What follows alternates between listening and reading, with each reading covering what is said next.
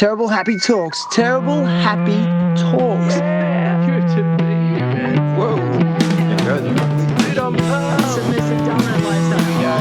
Three, two, one. Alright, let's do this. Today's guest is Tim Morris. Tim is a father, surfer, sales and marketing manager at the Channel Islands Onboard store in Padang Padang Bali, an all-round amazing human. Do you feel? I feel it. You feel amazing. I get it. Yeah, I do feel amazing. I live in Bali. From surfing and snowboarding escapades to racing motorcycles in his younger years, Tim's zest for life is abundantly clear. And at 63 years of age, it doesn't look like he's slowing down anytime soon. Age is just a number, I think, for you, Tim. Totally a number, bro. Is that how it is? Yeah. I feel it. Yeah. Today, Tim joins me live and in person at his home in Uluwatu to share his journey, experiences, challenges, and hopes for the future. Tim Morry Morris, welcome. Thanks, mate. Thank you for coming to my home, man. Welcome. Oh, man, thanks for having me. How did this home come about? Because it has one of the most epic views in Uluwatu that I've seen since in a long time. Like, let's work backwards. Like, how did you build this place? How did it all come about? Look, this is a bit of a crazy story, like my life. I was working down at the store at Padang, and look, my life's about connections, friendships, the crew. I'm a big believer you got to have a posse. If you don't have a posse, you're in trouble. So I'm in the store, and my buddy who lives right here, Marcus, South African guy, beautiful guy, came in and said, I've found some land. I'm like, wow, okay, where is it? He goes, I can't tell you. It's like Bali, right? He's like, I got to sign the deal, then I'll show you. So I'm like, okay. So I'm waiting a month, right? He comes in, he goes, I can show you the land, right? So we come up here, and I'm like, oh, wow. Where do I pay the deposit, right? Wow. And I didn't really have the money at the time. This is like 6 months into the pandemic. So it's one of those life things where, you think, do I take a risk? Do I not? I'm a risk taker. So I threw down the coin, and he was like my land coach, right? He's like, bro, we'll just throw the money down. We'll do a little bit. We'll pay a little bit. We'll do the foundations. And then that sort of that's how it started. Like, I had a few moments, like in the pandemic thing, like we had no money here. Yeah. Like, it was crazy. Like, you guys had all the money in Australia. We had none here. So... no government bailouts? No, nothing, man. I tried. I went online. They said, you're overseas. Yeah. So that didn't work. So I knew that wouldn't work. But look, this is a family kind of deal here. Like, my daughter's involved, and we made this a family home.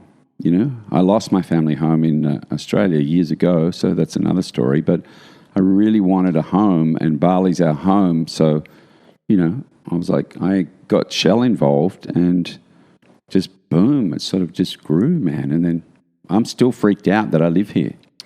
Man, I could imagine. So would you say it all evolved quite easily? In fact, it did. Like, I was so lucky. I have a Balinese contractor builder, Dewa, who's just a legend, like a really good, solid guy, So, we kind of had to abide by a bit of a, Bali principles. He went to the village, asked his dad what day we should start building, went through a whole process, ceremony, very different to Australia, obviously. And it just unfolded and developed, and we worked really well together because my design was to have like a what would you say, Balinese beach house style, but I wanted a bit of a Australian feel too, like home. Yeah. So and I worked with him with his ideas, and we just flowed. Like, didn't have like over a year, like not one issue with the guy. Honestly, it's like, which is unusual in Bali. I've heard the stories. We had some time delays, but like, that's Bali. Welcome, Yeah. It's on Tuesday. Is that Tuesday next week or next year, right? So look, honestly, like amazing, and we're still kind of freaked out that we live here. Really? Yeah, because we lived in a little small house down the road, a rental, and now we live in our own home, and it's like every day I come home, I'm like, I'm so grateful. I'm like, oh, wow. Would you say you're in the best period of your life? This is controversial, the last 2 years in the pandemic for us here in Bali has been probably the best 2 years I've had since ever. I was going to say seven. Maybe 70s was good. I must say 70s was good. But I was born in the 70s. Yeah, you're born in the 70s. So, look, honestly, yeah, man. It was like, honestly. Why? Like, why would you say that's been the best 2 years? Two good reasons. One, because people left, there was only a few of us left. So we had a real camaraderie. That's actually brought our community up here together. Wow. So we really started to rely on each other, and it got small. Like for us, expats, which they call us bullays, right? There wasn't many bullays. But also, my partner, my girlfriend is Balinese, and we got involved with the community a lot.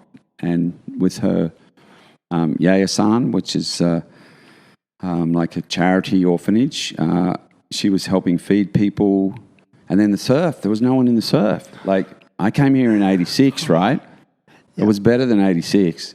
I can imagine. Like, Really? I wasn't here in the 70s. There was no one, dude. Oh, my God. It was like we were climbing down the cliff to surf. It was like... In the 80s? No, just in the pandemic. Right. Because they closed, they locked it a bit, Of course. So we kind of had to, be resourceful. I didn't know. I didn't realize that was happening here as well. Yeah, it was a period when it was actually locked. Like Ulus was locked. All the beaches were locked. Okay. So we sort of climbed down the cliffs on ropes. It's hard to It was imagine. good. At my age too. It's crazy. At your age. I was like 61 climbing down a cliff with an 8.6. I mean, at your age, I still feel like age is really irrelevant with It's you. irrelevant, bro. But you mentioned earlier, just before, that you're a risk taker. Has that been a theme throughout your whole life? 100%. Why? I don't know. I grew up in a family like Northern Beaches. We grew up at Coleroy, and my dad was a corporate banker. Mum was stay-at-home mum. I had a really mixed kind of family. So mum was into yoga and meditation, right, when I was a kid. Now, I used to come home from the beach embarrassed.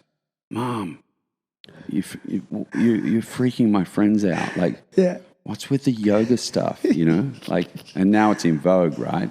Like, so in vogue, dude. So in vogue. What do you do? I'm a yoga teacher. No, sorry. Standard. My girlfriend's a yoga teacher. But, and Dad's a corporate banker. So I don't know, they wanted me to go to university and study and go into banking, and I love the beach. Like, I love the beach. And I remember my mum saying, don't you go to DY. That's where all the surfers are, and they're drug addicts. So the next morning I rode my push bike to DY, right? Like, as a kid, like it was a long way, So right there, it was like, it's just crazy because, they had long hair and that look. And I was just mesmerized by that as a grommet. I was like, these guys have got something going on. So it was going the opposite direction. But, like my brother's a banker too. So it was like, and he's younger, but I was never going to do that. I said to my mum when I was young, I go, Mum, there's more chance of me being a bank robber than a banker. Please don't say that to your mother. She didn't like it. She freaked out. She freaked out. Like when you reflect on your younger years as a kid, say from the ages of growing up in that area from the age of 0 to 10. Yeah. Those real innocent years. Yeah. How do you reflect on that time of your life? Good memories? Yeah, good memories. It was very... It's in those days, magical? man, we used to we had to walk everywhere, right? So there's no cell phones. Like you had to walk to the beach, walk home. In those days, like on the beaches, like we used to go to this place over the back and camping, and it was just kind of innocent, man. Like it was good memories. School was good memories. Our friends, I'm still friends with all those people. It's good times. Really? Still friends? Yeah. From your childhood? Facebook's a good thing. You think? Yeah. For that. Did you reconnect when when Facebook started? Yeah. Did you reconnect with all of them? People started reaching out, and the original thing was posting old photos. Yeah. Some of the boys started posting photos of surfing at Narrabeen and Long Reef and, Yeah. DY Manly. And it was like, join those groups. Yeah. And then all of a sudden someone will pop up that had moved from Sydney. And I was like, no way. What are you doing? What are you doing, bro? So it's like, it's connected us. I like that aspect with those platforms. Like, Yeah. in one way, we all know they're kind of pretty addictive and can, distract. But in another way, it's connecting. So, What about school when you were a kid, though? Were you a good student? school, look, like those younger years, what we would call primary school, very cool, right? And then I went to Narrabeen Boys High, Okay. right? Was that public or private? Public. Public school. Yeah. Okay. It was heavy.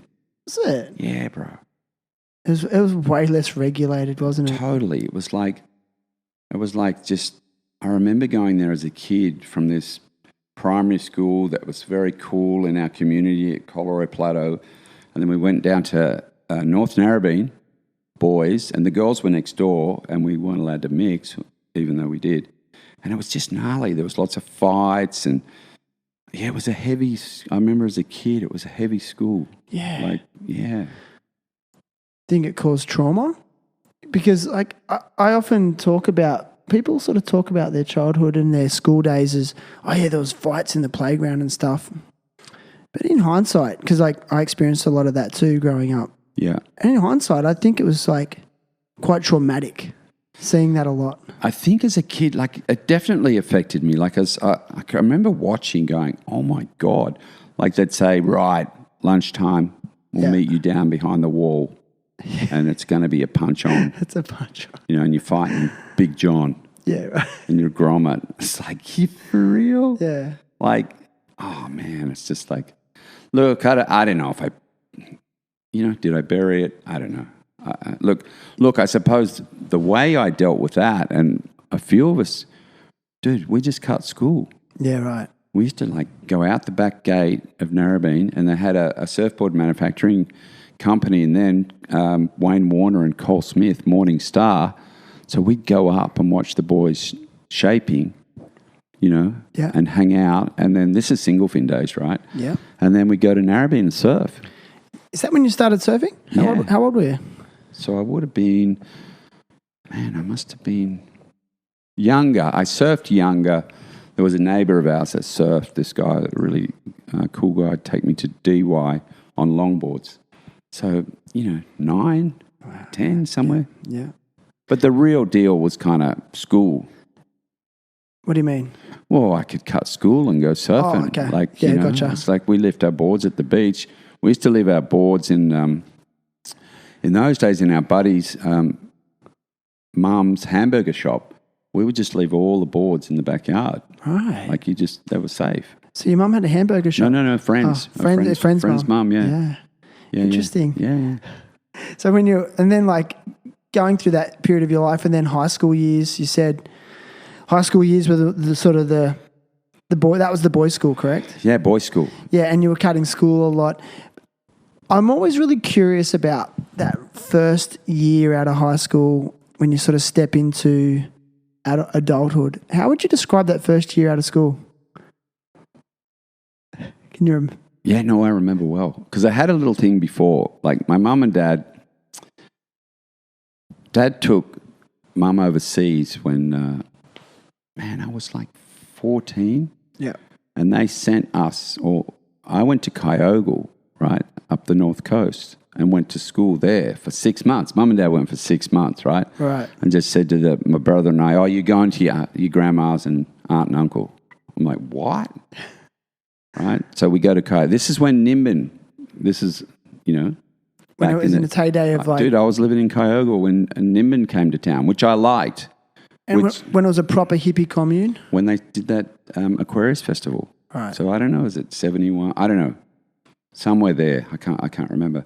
So we went to school up there. I had long blonde hair, right? And I went to school in Kyogle with the cow cockies and the pig farmers. Right. The boys hated me. They just want to beat me up, right? And it was good because the girls loved me. Right. So I had this kind of deal going for 6 months. It's like, and then mum and dad came home and I went back to Narrabeen and I could surf again. And then I left school and I just, probably more dad. They wanted me to go to university. It just wasn't my thing. Yeah, okay. So I left home. I just said, I'm out of here. I was 16. So I just moved to the beach with the boys. What'd you do? Like, how'd you survive? We just got to share a house and just like... Did you work? Oh, kind of. Not really. Okay. Kind of, You're on the, I was a bit of an entrepreneur. We're on the entrepreneur, on the dole. Entrepreneur at the dole. Yeah. It was kind of like, Yeah. I don't know. We just wanted to surf. Look, in those days, it was funny. I used to do odd, like, I'd go and work for like a bricklayer. Yep. We'd work for a guy that was a plumber. We'd work, but if it rained, it was like days off and you could stay home and, smoke bongs or something and, Right. hang out and then surf. Yeah. So we had this shared house, open door, no key, just for the crew. It was amazing. I loved it. Yeah. Yeah. It's just so interesting to hear, like, the 70s seemed like such a magic time. I mean, I was born in 77, so I didn't really get to experience the 70s. Yeah. But, like, in your opinion, if you had to compare that decade compared to present day, what do you think the fundamental differences were? Oh, look, I think... In terms of, like, Australian... because we're talking about Australian lifestyle and culture. I think it was very free. More free? Less regulated? I can't remember. I've been out of Australia for a long time. What's it say in our national anthem? The land of young and free? Is that somewhere in there? Yeah, home. Yeah. Home. So it felt like this amazing place. There was a lot of work. You could work, opportunity or not work, and surf. Yeah. There was freedom. It wasn't, the cell phones weren't there, the CCTV footage, the cops.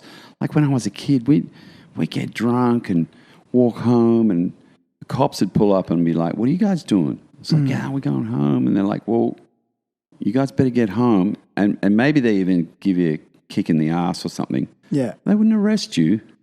They wouldn't arrest you. You wouldn't get a ticket or a criminal record. I can remember getting taken. We all got taken home by the cops one time. Yeah. Like we were kids, probably, 17. Right. We were a bit ruckusy down the beach and they just drove us home and delivered us to the parents. That was kind of more heavy than maybe going to the cop shop. Yeah, right. That was a good thing. But was it more dangerous though in some ways? No, I don't think so. Just because there was less control? No. Interesting. Not in my experience, no. You said you've been away from Australia for many years. Yeah. And we're talking about how, I mean, in my opinion, I think Australia is like over-regulated now. There's rules for everything. There's paperwork for everything. In Bali, there's probably maybe a little bit less of that in some ways, but I know it has other aspects of it. So, again, if we fast forward, like, is it those kind of things that draw you to being in Bali? 100%. So you feel more free in Bali? Oh, 100%, bro. Like in the 70s? Yeah. Interesting. I ride my motorbike. Zzz. You seen how many bikes I've got? I know. It's nice. I think I got 6 here. 3 in Australia. So you said before you were a bit of a petrol head. Oh, I'm a petrol head. Look at the cat, bro. What do you like about Chevy. him? Look, it's funny. When I grew up at the beach, right, you surfed, okay? Yeah. You didn't do the petrol head thing. That was the Westies. Gotcha. That was like the enemy, But I don't know. There was a few of us that liked motorbikes. There was a couple of guys, like when Nat Young grew up at Coleroy, that rode motorbikes. A guy, I won't say surnames, Wayne, and another guy, Sid, right? Yeah. They had big motorbikes, long hair. They got all the chicks.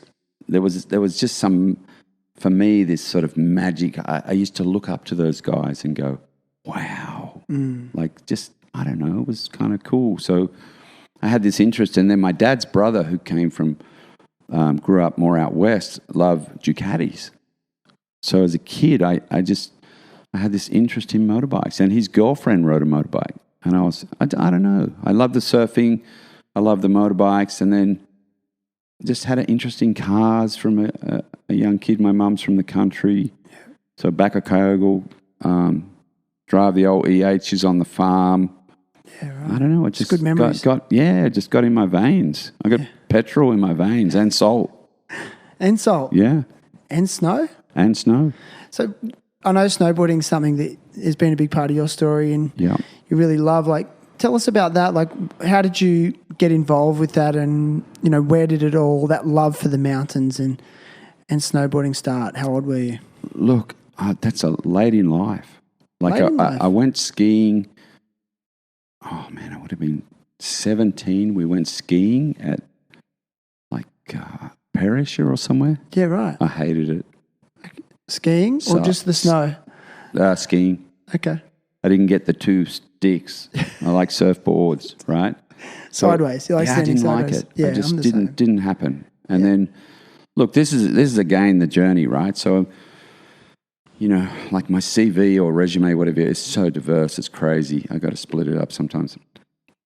So I'm working as a counsellor in a drug rehab in Manly Hospital, Right. right? So, and I was a bit burnt out, and it's kind of heavy work. Like, you know, everyone's got trauma. Everyone's like from a split family. Everyone's been beaten up. Like the girls have been abused. Like you listen to that stuff for long enough, you want to jump out the window and just run down the road screaming, you know? So I was doing that stuff, which, don't get me wrong, I loved it. I really, there's part of me that really liked kind of helping people and, you know, and when you got you know, an outcome that was, you know, where people got their life back on track, amazing. Yeah. But some of the other stuff, very tragic. So I'd kind of had enough, and I just had this idea up one day up the top of the hill there at Manly. I was going to go and see a buddy of mine, Wes, down in Manly, because he'd been in the States. So, and I'm thinking, I need to change career, you know? You know how people here in Ubud say, put it out to the universe? Yeah. Look, I got a little bit of that. Not too much, not Ubud stuff. Like, You're not the full Ubud. You're on I'm the, not. but I'm not. you're on the full of it. Ubud Like, spectrum. This actually came from a buddy that lives out in the western suburbs. It's like he's way before Ubud. He's like he was like an old gangster. Right. He goes, Tim, this guy named Wayne. Yeah. He's like, no matter what, you'll be looked after. Do the right thing. So he was spiritual type? Dude, he turned his life around. He went from like a Hardcore pretty gang. heavy guy to a really amazing guy. I met him working in the treatment centres. So he said, Tim, no matter what, you'll be looked after. So just put it out there. So I'm thinking I need a change. So I drive down to Manly to meet my buddy Wes, and I'm like, hey, what's up? He's like, man, I just got back from the US. I've just got this new brands. I've got this brand called Volcom. I go, what's that? Like a heater? Is it like a new truck? Yeah, you know? right. He said, no, it's a clothing company. He says, and I've got Burton too. And I'm like, he says, do you want to come and work with us? And I'm like, oh, bro, yeah. Well, when do I start, right? So I started with, and the company was called Expression Sports. So we had Burton, Volcom, Nixon. And early days we were together, but as time went on, we had to split the brands. So I went to the snow side because I was a bit over, I kind of had this thing where I was a bit over surfing, got a bit commercial. Yeah. And it was like, you know, with dropping in and everyone's like, you know, blah, blah, you. And Yeah. you got a bit heavy. Well, were you a bit repelled by the culture? I just didn't like where it became everyone thought they were in a competition. But You know, it's still like that. It's like I mean, I that. had that today at Temples. Yeah, like I bounced back, right? But I just went through a period of time where I thought, wow, because when I grew up surfing in the 70s, like we'd just go and smoke a fatty and go surfing and hang out and Share waves. Share waves. It's like, you know, go together. Like, you know, it was crazy. So I got a bit burnt out on that and I went into snow. So I started working for Burton. And honestly, that was a pivotal point in my life and family too, right? So What do you mean family too? Is that when you started a family or? no, my son was already born and my daughter was born 1 year before. So 1990, Shell was born. 91, I think, 92, I got involved with Burton. So I go to the snow and the boys, you know, I'm into snowboarding, right? I'm not even really a very good snowboarder, like I'm a kook, right? But if you hang around with all those pros and those team riders for long enough, you got to improve. And it was closer, for me, look, it's probably more like skating. I liked skating when I was young, But I like the board sports, like on a board, right? And they called it that back then. Big companies started to go, hey, this is a board sports industry. Yeah. So the snow is no fun on your own. You're taking your buddies. And it's that kind of thing. You get to a good powder run and you say to your buddy, you want to drop in first? Yeah. And you watch him ride down, or he watches you. And I don't know, it's like the buddy system. And I just found that refreshing. And more of more camaraderie, you think? more camaraderie, more fun. And in those days, it was a bit antisocial too, right? So there was that other, snowboarders didn't like skiers didn't like snowboarders. It was kind of punk, like it was and you're drawn to that? I like that. Anti-establishment type of vibe? Well, look at Volcom in those days, right? Yeah. That was on their slogan, anti-establishment. So, we had a lot of fun and we didn't have much money, dude. We used to Wes and I drive a troopy down to, Perisher, Thredbo, Falls, Hotham, Bulla, like we do all the resorts, back road, Snowy Mountain River, like we'd spend time away. And then, I started taking my daughter, like I'm one of those crazy dads, I just took my daughter and I did all the good things. I taught her to ride motorbikes, shoot, snowboard, surf, the things that you're into. The things I'm into. Because that's kind of what you got to offer your kid, right? Yeah. I've been thinking about that a lot lately. Yeah. Yeah. And she liked it? She loved it. Or she didn't have a choice? Well, she can shoot pretty good. Guns? Yeah. Which some people didn't like. When we talk about shooting then, like are we talking about hunting? No, we'd go to the Aiming. There's like at home, Terry Hill's Gun Club, you shoot the skeet things. Skeets? Yeah, so we'd shoot target or skeets or... Okay. I don't know. My dad taught me to shoot when I had guns when I was a kid. Yeah, right. In Australia. Okay. Yeah. But not a hunter? Not a hunter. No, I'm not. I'm not into it. Yeah. That's funny. I was just talking about it with a friend this morning. It's ironic. It's just really strange that you brought up shooting. I never talk about shooting, and then two people today have talked about shooting. Yeah, it's good. Like targets. I don't know. It's kind of just... It's a skill set, geez. It's just a skill set, It's like, I don't know. So look, the snow thing just blew up. It was like in those days, it just blew up and surfers started snowboarding and it just, for me, it opened up an incredible opportunity. Like I went to the US to sales meetings, Like for Volcom? No, for Burton. For Burton. I went Burton route. Okay. And another really good friend, JC, who lives in Raglan now, he did the Volcom thing. Okay. So he headed that up. Because then Volcom sort of went more in the surf skate direction, correct? Yeah. They didn't really get into apparel. No, they did snow apparel. They did some. Yeah, I remember seeing it, but it wasn't really... No, it was kind of big. Like you had Terrier was on. Like the brands you wanted to be on was Volcom outerwear, Burton snowboards, Oakley goggles. Yeah. If you had that on, you were the man. Gotcha. I think Brian Iguchi was on that. So, for all those old people out there that remember that they were the brands. And another really good friend of mine, Neil Hardwick, was like number one snowboarder, a big air guy, Australia, really good buddy. He loves petrol. Gotcha. We're good mates. All right. We go riding together. Dude, he's a man. He's like, was a really good snowboarder, had a kind of bad motorbike accident, ended his career. Then we raced motorbikes. We built motorbikes together. We love V8. Yeah. Like 60s, 70s American muscle cars. So Neil was in the snow scene, still very good friends, like camaraderie, the posse, right? Gotcha. So, I enjoyed that thing in the scene, like in the skate, snow, surf scene. I reckon it saved my life. Why? Why did your life need saving? Because I was always edgy. I was always like on the fringe. I was kind of a bit antisocial as a kid. I probably I could have gone down a couple of roads. I could have gone down a pretty bad, maybe naughty drug road, or I could have gone into a surf road, kind of that scene.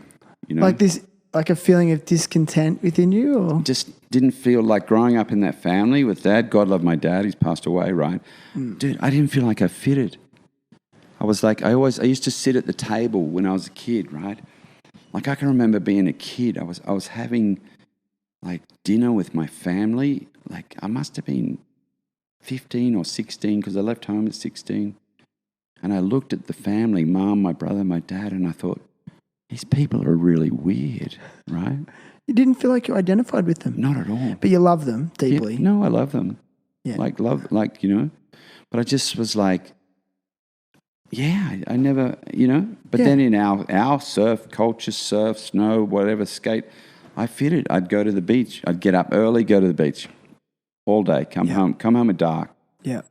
Like, and I with the gang, like, loved it. Like, really identified, had fun. Like, I'm still doing that. Yeah. It's interesting. Yeah, I mean, I felt it, and I know other people that feel it. And for me, originally it was skateboarding where I found my family. Yeah. It's like, oh my God, this is how I identify with these people. I call it family of choice. Yeah. So not family of origin.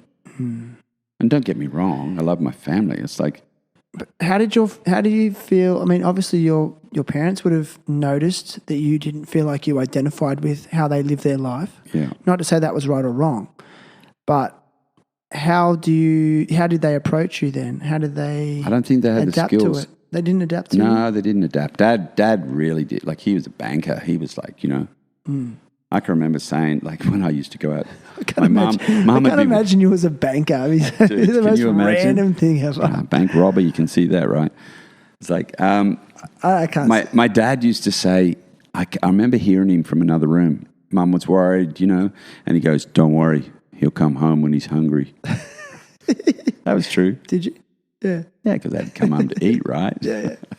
So, yeah, they just, different scene. Different. You said your mum was a yoga person back when yoga wasn't cool. Yeah.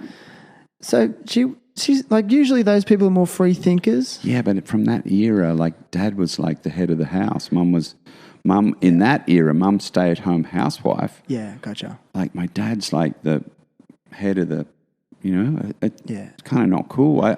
You know, as a kid, I knew that was wrong. I never felt it. Still like quite conservative. Very conservative. Yeah. You know, it's like my mum ran a course for women back in the day, you know, trying to advocate for women's rights and stuff. And Dad just thought she was a weirdo. Right. Yeah, that would have been radical. It was radical. That's radical back then. Back then, it was like, you know, and she's always, you know, she's 86. She still mows the lawn at Coleroy, lives at home. Amazing, dude. You know, I'm like, how do you start the mower? Yeah, right. She goes, I put it on the street and wait for some young chap to come by and say, excuse me, can you start my lawnmower? Wow. That's so cool. She's still doing yoga. Yeah. See, there's a sell for yoga, isn't it? Totally. Like a lifetime of yoga. Totally. Has yoga ever been part of your story?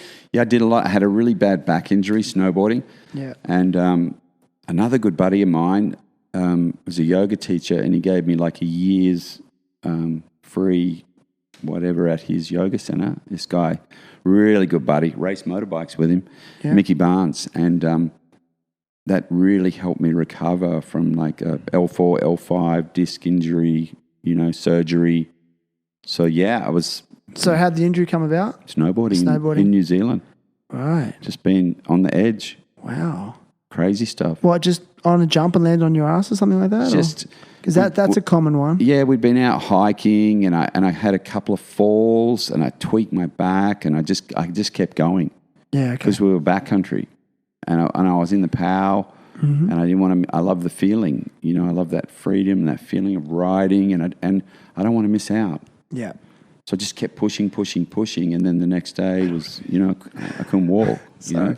I'm just laughing. Like, so you think you get FOMO, fear of missing out? Oh, bro, it's like... Even as a kid, did you have that feeling? I've got it today. Oh, dude, I mean, that's like driven my whole life. Like, Dude. to the point where it's been so detrimental. Because I didn't want to miss out so badly, like to the point where it's been to my detriment. Oh, 100%. That's why I cut school. Right.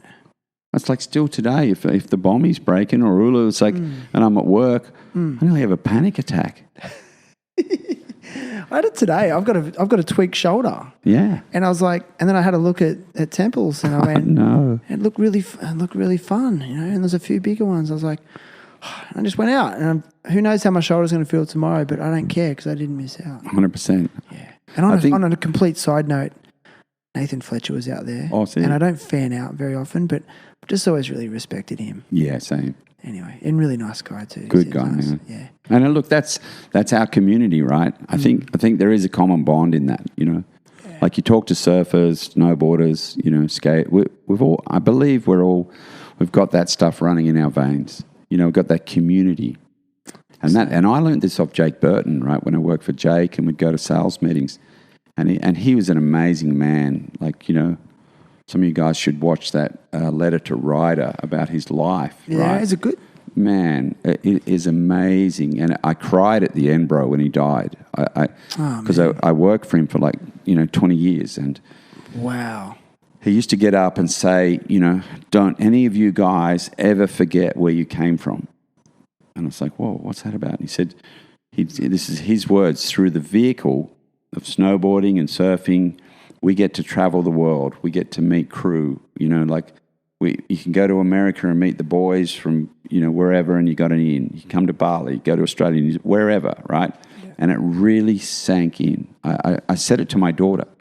My daughter's had incredible opportunity through my life, you know, through me snowboarding, surfing, that when she went to live in America, I called some guys there. I'm like, hey, my daughter's coming over. You know, can you look out for her? Any jobs? Yeah, sure. No worries, man. Like, so Jake's words then, you know, and he was so passionate about that, about the sport.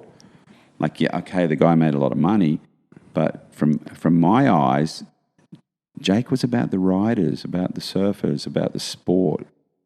Yeah, I mean, and he also forged the path for the generations after. Like he, you know, and like that takes so much courage and balls to sort of do that originally.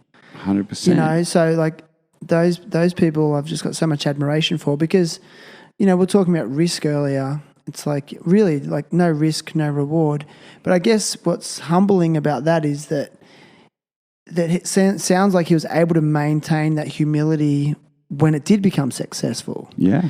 You know, I mean, in your time, you know, being associated with, I guess, many successful people in their given areas, I mean, have you seen that ego ruin careers? Absolutely. Time and time again? Time and time again. And it's a bit like, look, it's a thing called corporate responsibility, right? Where you get a kid when they're, you know, look at these days now, sponsoring kids 8, 9, 10, whatever. Back when I was doing it, it was probably 13s, 14s. You know, we had a couple of kids in particular we sponsored, and all of a sudden we gave them free boards, free clothing, free travel, free gear, you know, photo incentive. And a few of those guys then, it wasn't many girls then, it damaged. Like they became little, like, cheeky and not so nice and ego and Entitled and just like it was kind of crazy, you know. And yet there was others that were cool, you know. Like a couple of my good friends are just amazing people. You know, didn't seem to affect them in that manner, but for sure I've seen globally, you know, and we've all seen that with some of our surfers and snowboarders, people that have run into trouble with that and drugs and other things. And, you know, some of the big corporations have a responsibility in that, I believe. Yeah. Yeah, for sure. Especially when they're throwing like money and free stuff at them, it would be hard to maintain that original focus like you were saying. I want to go back, sorry to go off topic a little bit, but I want to go back to, you mentioned that you're a drug and alcohol rehab counsellor. Yeah. I'm just curious as to like, how did you get into that originally? Like what drew you to that? That's another crazy story.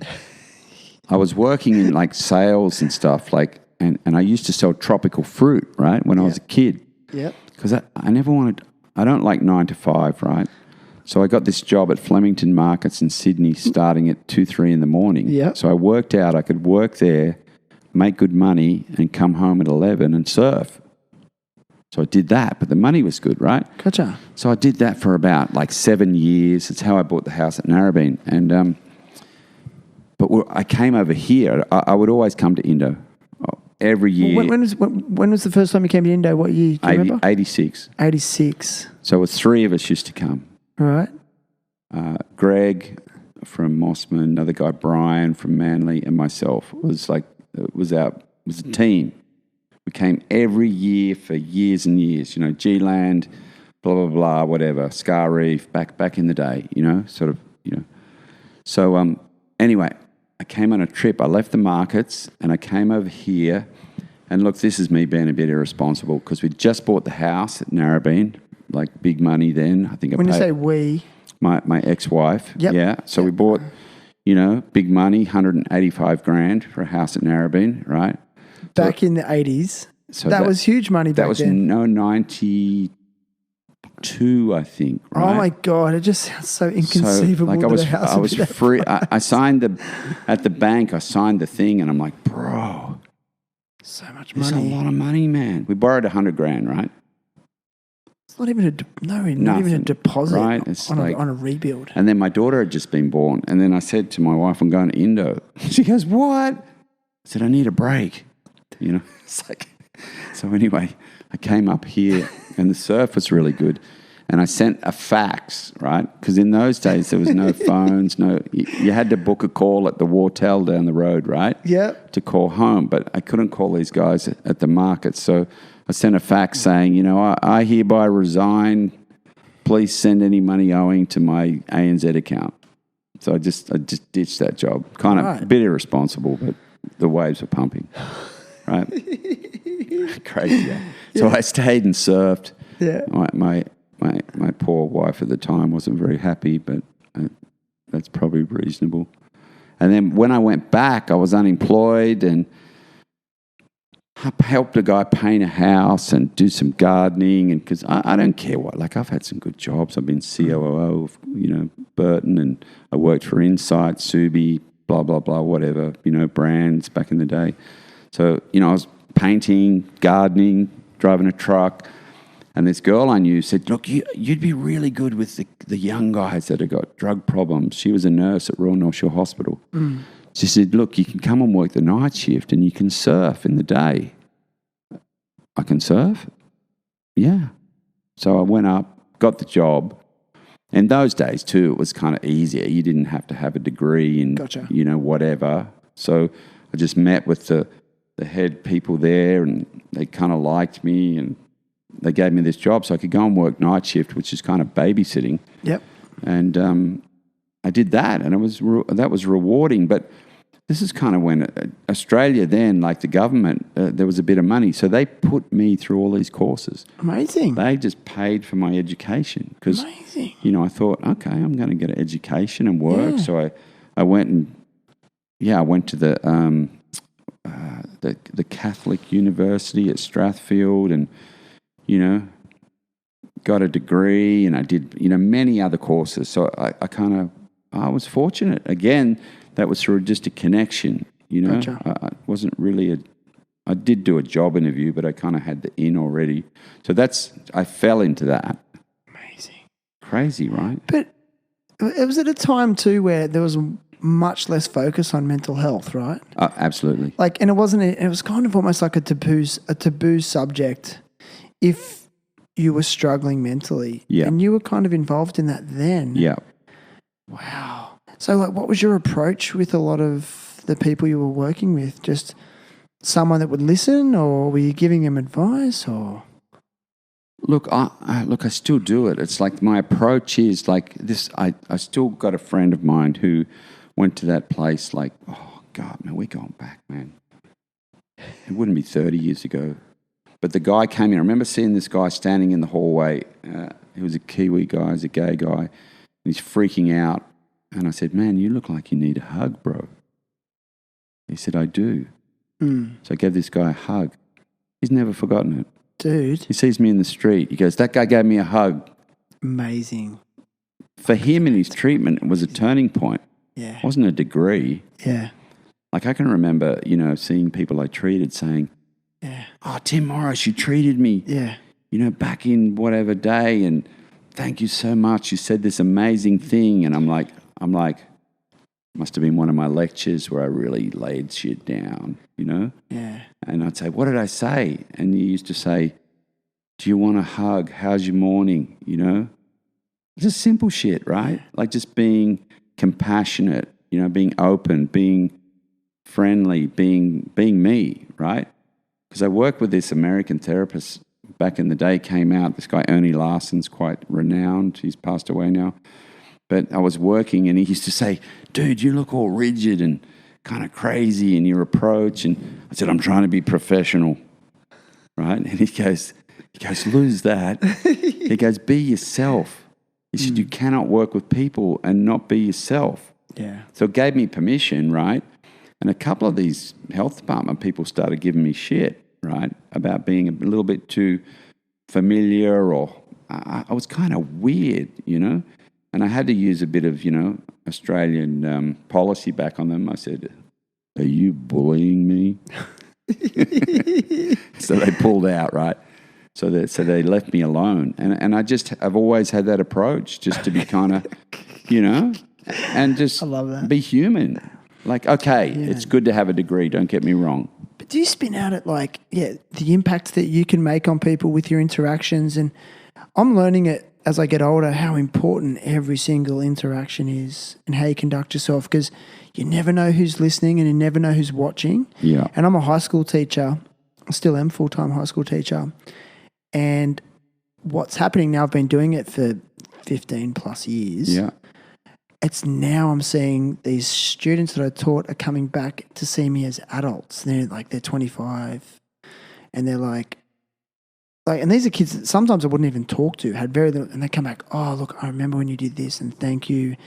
And, you know, you gave me a kick up the butt for this. And, and I've even got a student that I taught recently. She's now in her sort of mid-20s. When I was working at the Green School here in Bali, she wants to meet me for coffee to catch up. And it's like, I didn't even think she liked me. I thought, you know, I used to give a shit for not doing the work and stuff. And it's like, as I get older, I just take every interaction, I take it almost seriously in a relaxed way, if that makes sense. Yeah, absolutely. It makes total sense. And that seems like what you were saying, right? I just think you got to be, like, the big thing, right, is what I've learned in my kind of journey, you know, not just going to college or university, is to be present and authentic. Like, you need to be your authentic self. Like these days with Instagram, and there's so many, you know, it's like a front, or, you know, people are trying to be these things and live their lives, and it's like, whoa, bro, just be yourself, mate. It's okay. Yeah. It's all good. You don't have to be the best surfer or the best, you know, designer, or, you know, whatever you want to be. It's just be you. Like, there's freedom in that, but it's being present, because I learned that when I got divorced, you know, with my kids, is to be present. The time I spent with them, because to be honest, look, God loved my dad. He wasn't present. He was too busy working to pay for a house at the beach so we could grow up. So he's kind of caught, right? I know he loved me, but he worked 2 jobs for us to live on the northern beaches. So, you know, if I wanted to be a victim, oh, my dad was never there, you know, blah, blah. Like, okay, true, but you know what? He provided for us. So, which is very admirable. Admirable, man, you know. And then I kind of looked at my life, because I grew up on the beaches, and then I thought I was doing a bit of dad stuff, right? Like, you know, that stuff. I never wanted to be like dad, but I had some of his attitudes. So I knew I needed to change that and be present, you know. Like I said to you before, you know, my dad would shake hands. It took him to be 82, 81 and dying to get a hug, right? He wouldn't hug you? No way, even bro. As a kid? Not a chance. I'm going to get deep here. Yeah, let's do it. How did that affect you? Do you think there was a long-term knock-on effect from not being hugged by your dad? Yeah, 100%. Interesting. Yeah. Because I feel it. I didn't get hugged much from my dad. No. But I hug the shit out of my son. I kiss him. I kiss him on the lips. I do that with the kids. He's 3.5. But. Bro, it's like I learned, you know, that's another thing about coming to Bali, right? So coming here, we interact with the Italians, the Brazilians, the Germans, blah, blah, blah, Europeans, right? Like, I went to the raddest 2 parties last night, right? I noticed on your Instagram you were hanging out with, like, all the pros who have just come back from G-Land and stuff. All the boys, right? And this is a funny story, because funny. Like, late 80s here, right? Yeah. We were here in 89 or something, and the Brazilians came. Yeah. Yeah, and we didn't like each other. It was pretty heavy in the lineup. Yeah, that's actually starting to mellow out now. It's good. It's mellowed out a lot. I remember that too. Yeah, so we had this real, and look, I think we're similar in a lot of ways, right? Brazilians and Australians, except they were more kind of passionate and outgoing and kind of family, and the point I'm getting is they hug and they cook meals together and they invite people, and and the chicks were hot too, like the Brazilian girls, thank God for the Brazilian bikini. But no offense to anyone. But last night, both parties were hosted by a Brazilian crew. Interesting. Right? And with all the boys and girls going, right? Yeah. And they cooked amazing meals for us. Brazilian barbecue? Yeah, dude. How is that stuff, man? And every one of those crew gave me a hug. Yeah. Gave my girlfriend a hug. Yeah. Like a proper, yeah? Yeah. And all the surfers. And the other thing, is Robbo was there that's just won G-Land, and, his two coaches are Brazilian. Yeah, right. How good. Do you think Aussie surfers hated them originally because they were out hustling us? No, it's because they just paddle up the inside. Yeah, they're over enthusiastic. We hadn't worked out the road rules yet between us. I feel like that's changed. I love in those recent guys. Years. Just like we were just talking, we just had a bathroom break. I had to go. This is a podcast problem. I have it all the time, especially when like I surf in the sun for hours and then drink coconut and water. I feel like I've always hydrate, bro. Hydrate. If you're not hydrating, you're dehydrating, right? Yeah, man. Yeah. I just want to talk about the Brazilian and Australian surfer rivalry that sort of went on for a while there, but I love that it seems like it's mellowed. You feel that? I think it's good. Yeah. I like you were talking about the Brazilian culture. I've always found Brazilians socially just so welcoming and kind. Well, they taught generally. me. Look, this is like late '80s, and it's funny. One of my buddies started dating one of the Brazilian girls here, and so we got to know the crew better than other Australians, and one of the girls said, "You Australians are weird," and I'm like, "Yeah, well, we know that." I said, "Why?" Yeah, why? She said, "Because you live in boxes at home, and in Brazil we go next door to have dinner, and we mingle, which probably happened in early days Australia, but now people don't want to talk to the neighbour, or if you look over my fence, I'm calling the cops, or that's crazy." But I like that aspect of it, and we went to a lot of their dinner parties and barbecues, and so I got to know crew, and it's like, this is going 38 years. I don't think it's 40 years. 38 years ago. Like, this crew are still here. We're still friends. Like, wow. It's amazing. And like last night with the boys and girls up at Ulu, where a lot of them have got places, 2 parties. It was rad.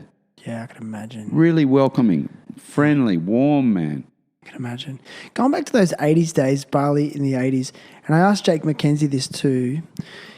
Do you, it would have been such a different time, like a ladder down into the cave and all that stuff, and it would have been raw, and there would have been a lot of magic, correct? Yeah, absolutely. But are you still feeling the same magic? Even though it's changed vastly, do you still feel the magic? Yeah, dude, magic's here. Still feel it? Right here on this house. See, because I see you as someone that could very easily be bitter.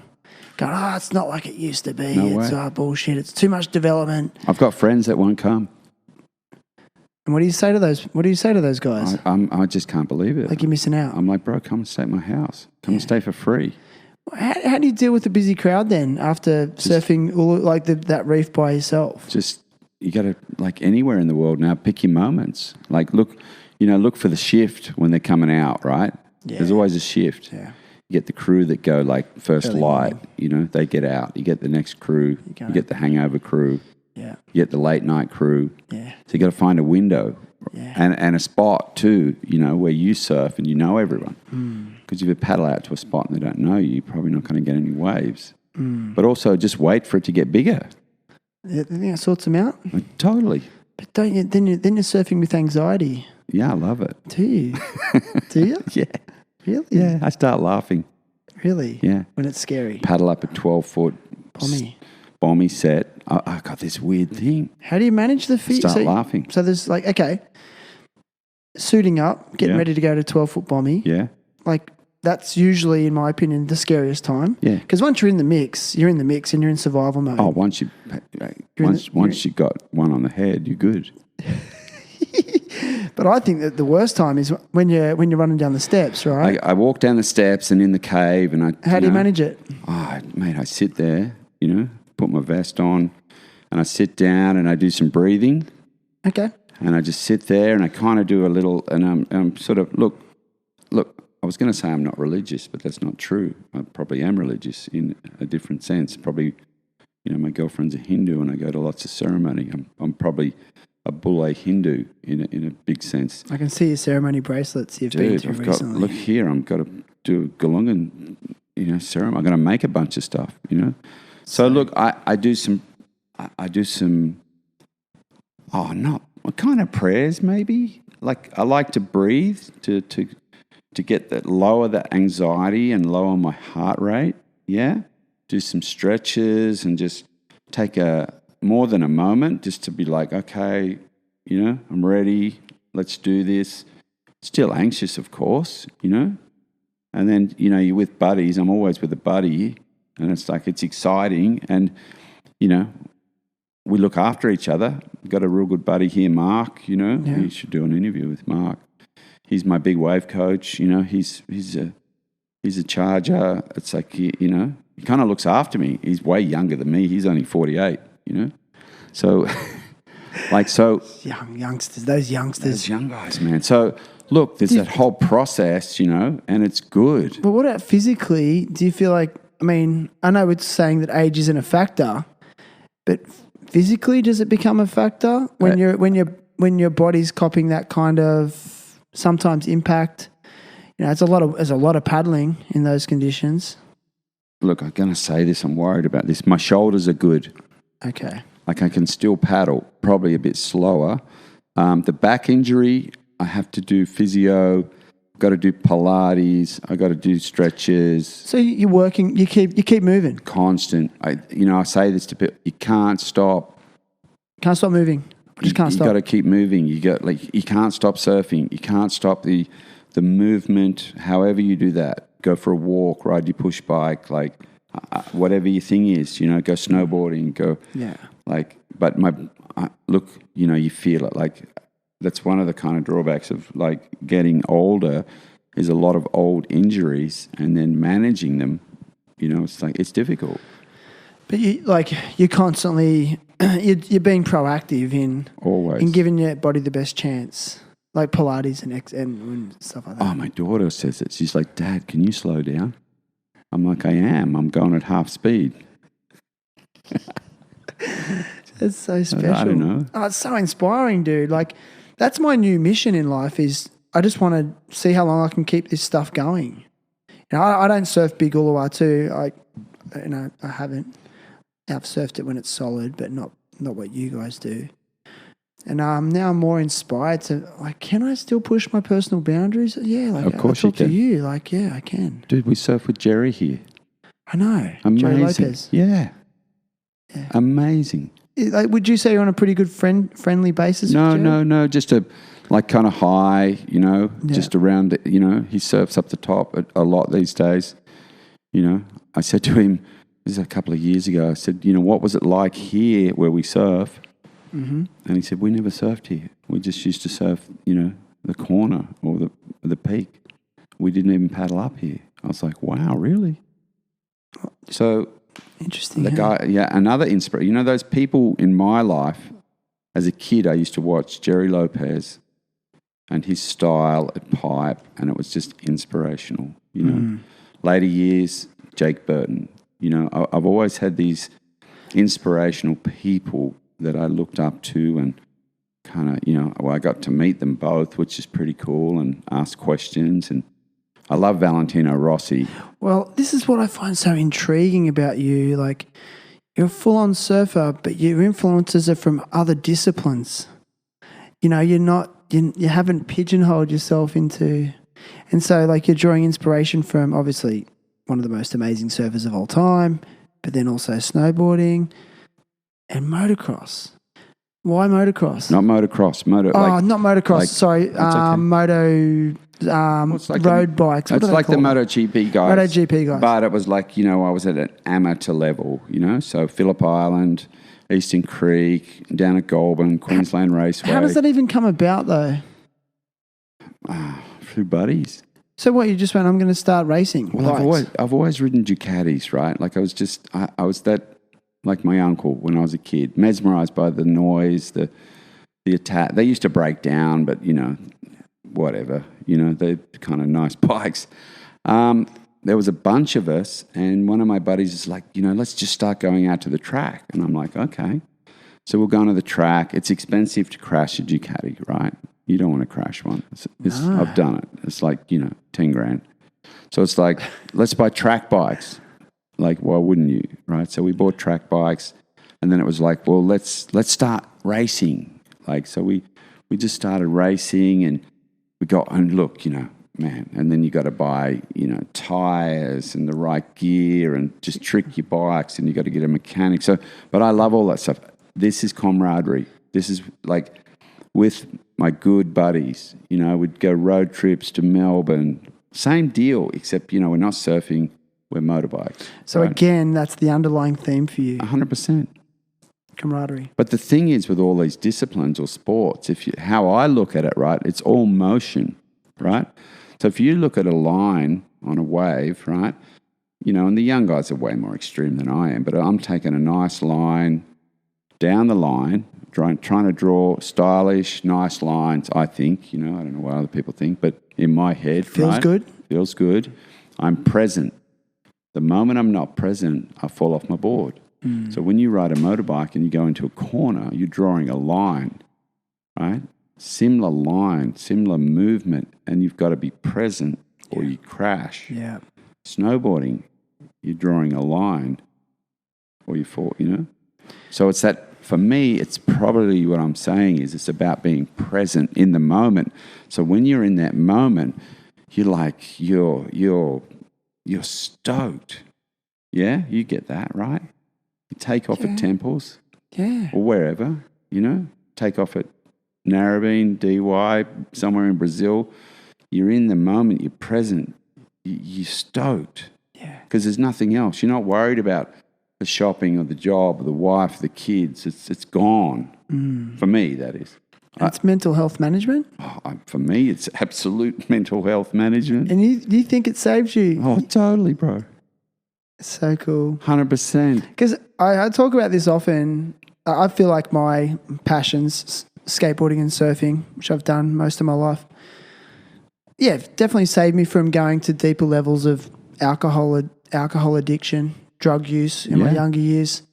Because fundamentally, I wanted to make sure I could get up in the morning to go for a skate or a surf, and I'm so grateful. But what do we say to someone who doesn't have these passions?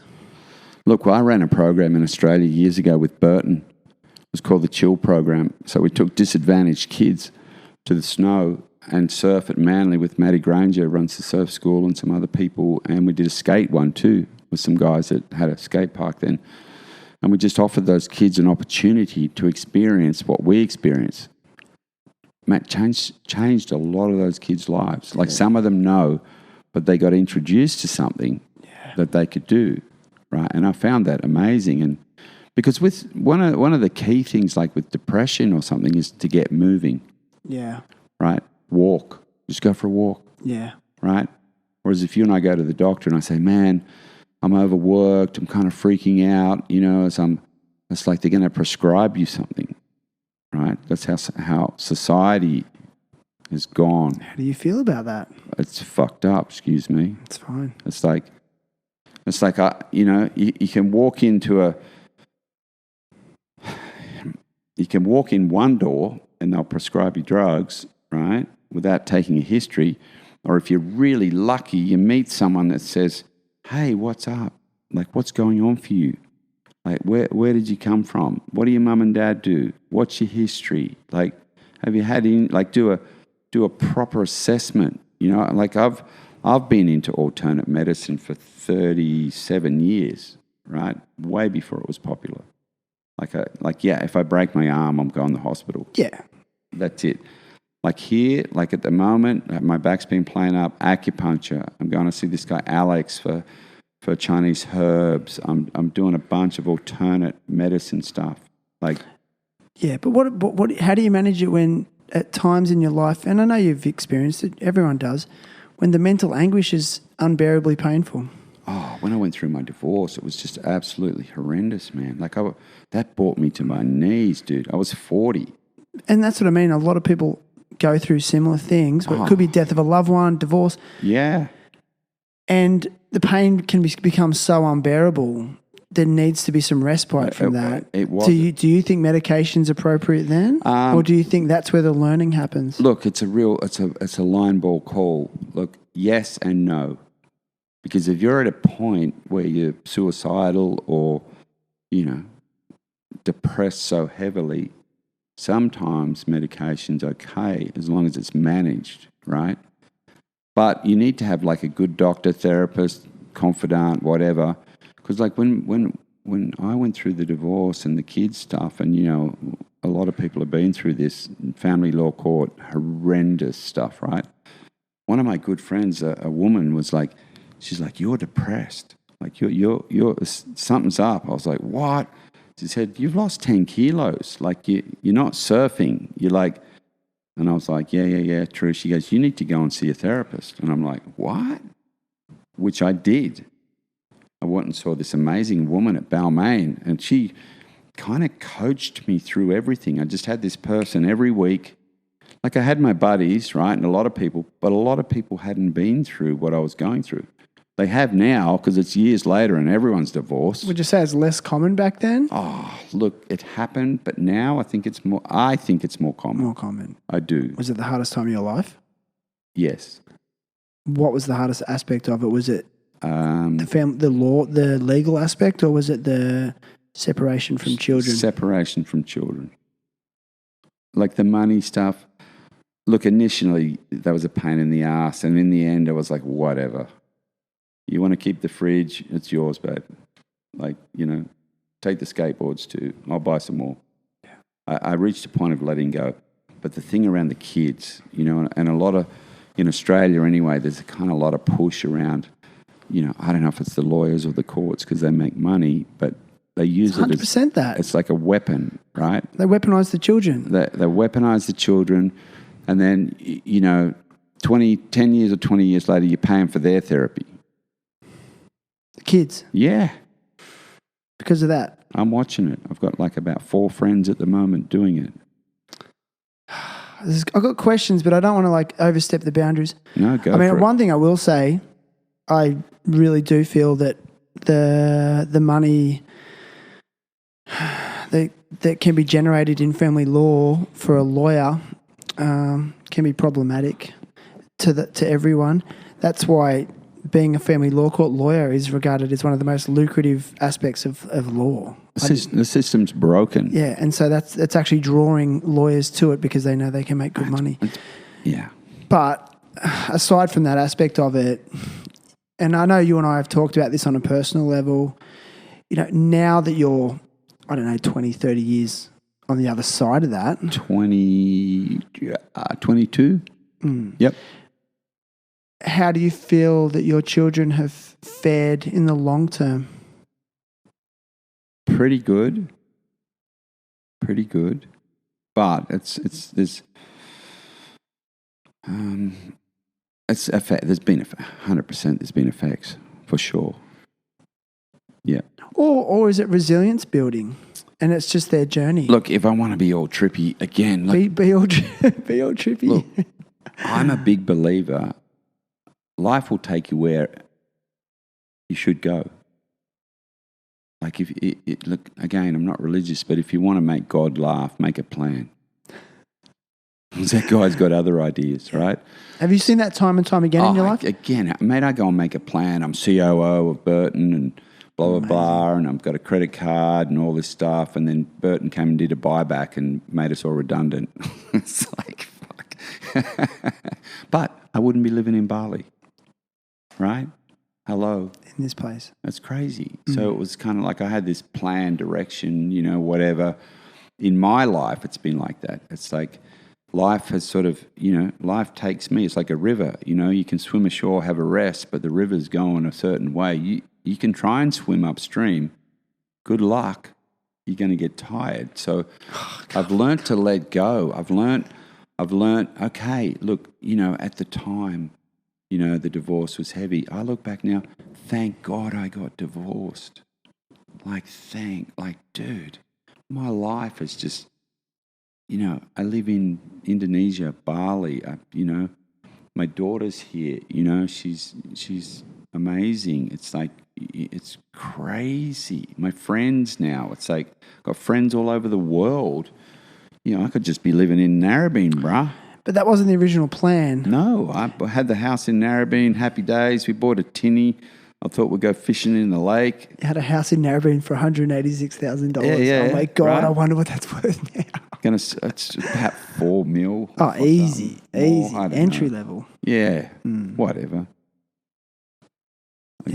So look. I love that. Whatever. Look, I think that's where you need people and mentors. It's like we spoke, like you need to reach out to someone that's been through it, survived, and they can tell you, look, it's good on the other side, right? It's like you take off and you think it's a closeout, but it's not. It's a big barrel. You got to ride the foam ball, and you pop out, and you go, that was amazing. Like, it was heavy, right? Is this the advice you'd give to someone who's going through it and feels like they can't see the exit to that said barrel? You need to find the right crew, like your buddies, and open up and talk about it. Someone that will listen to your broken record. Yeah. That's so crucial. Oh, it's crack record, bro. Crack record. Oh, I was like a serial killer. Right. I would just go over and over and over with friends. I was like, bro, you said this yesterday. In fact, you said it this morning. In fact, you said it 5 minutes ago. And then there was a couple. But you needed to say it. That's the thing. I've got a crew of buddies that we're real tight with. We're on a WhatsApp group still. Amazing. It's still going. Guys in Sydney, and there's two of us here, and it's called Team Froth. And it's like, and no matter what, it's all froth. And it's like, and look, a lot of it's guy chatter, how's the surf, blah, blah, blah. But a lot of it's like, how you doing? How's the kids? Like one buddy at the moment, the kids divorced, crazy stuff, therapy. Look, it's pretty common. It is, but just going in line with what you're saying around the talking thing, I think we're generally accepting of the fact, hey, we need to talk. And especially men, we need to talk about our feelings. But I think an extension of that is that when you have a friend going through a hard time, that you need to accept that those conversations can get very repetitive, but they're very necessary. Yeah. And I have an amazing friend. He's my best friend, Mikey. We talk on the phone literally every day. And, sometimes it's about surfing. A lot of times it's about how we're feeling. And when either of us are going through like really hard times, it's like, the same story. Yeah, you told me that yesterday. Yeah, bro. And honestly, for me personally, and I know for him as well, some days I just needed someone to say, yep, okay. Well, you know what I've heard this 10 times, but just go it's and trauma. give you the space. Bro, it's trauma. You think it's trauma? 100%. Is that a byproduct of trauma? Yeah. So I'm on the first boat into G-Land, right? When? After the tsunami. No shit. Yeah. We were the first boat in. On a rescue mission? No, we went to surf because we're crazy because we thought there'd be no one there because they got fucking taken out, right? Right. Do you know how many times those guys told us about the wave? Yeah. Every hour, every day, every moment. It was that actor there, John Philburn, whatever, was in, anyway, whatever. But again and again, they relived the wave, right? They just kept telling us it was trauma, yeah?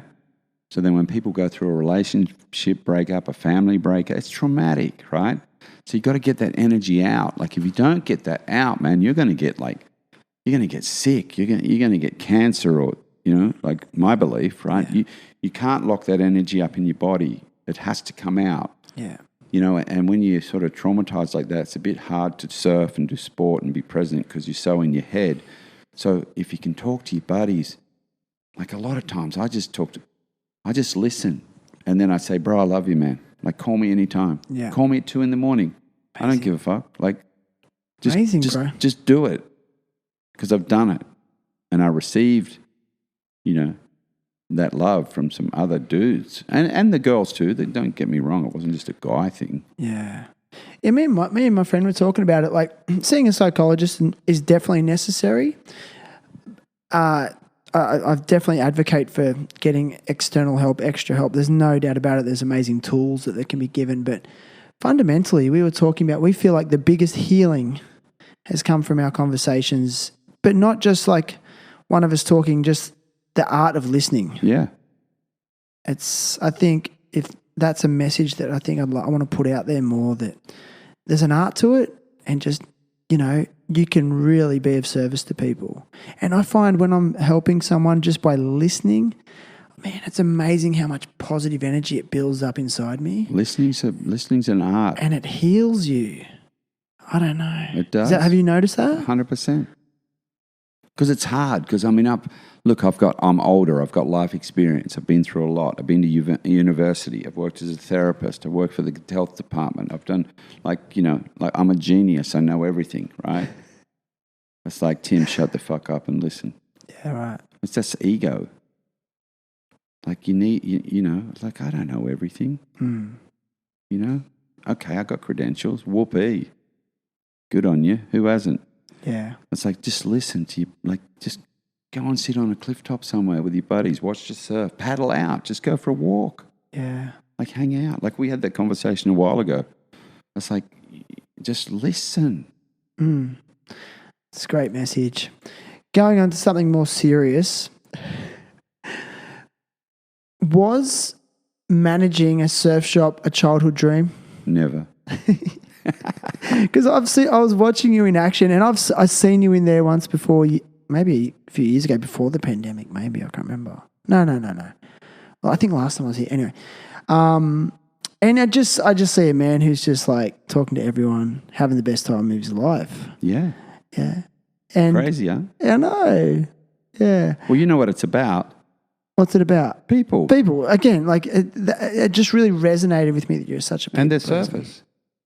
You just talk about boards all day. We talk about boards. Look at new boards. Like, Does it get old though? Look, the froth, never. Like, never. Like, it's sort of, I don't know if this is crazy. There's nothing like a new model, right? Like I look at, I love Chris Christensen's boards. I noticed see that one on the wall, right? Oh my God. Because I'm a little bit older. Like, they suit me. I like his deal. He's a snowboarder. He's a surfer. He rides motorbikes. He loves muscle cars. Hello. Tick. Tick You sure the it's not boxes. you?